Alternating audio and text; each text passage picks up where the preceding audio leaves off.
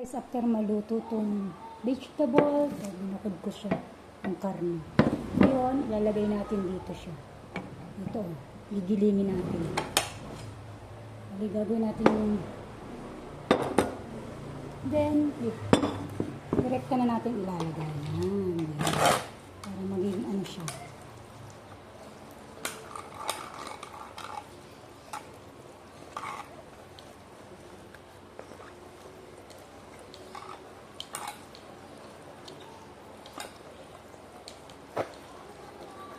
Kung may panggiling naman kayo, panggiling. Mas ano ko dito eh. Mas gusto ko dito.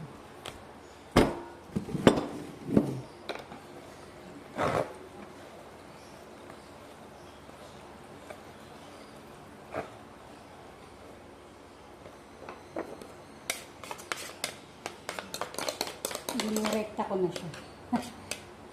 Diba?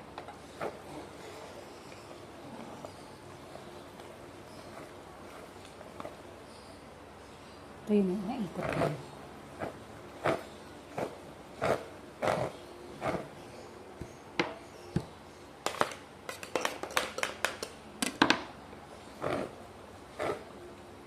Ito yun guys.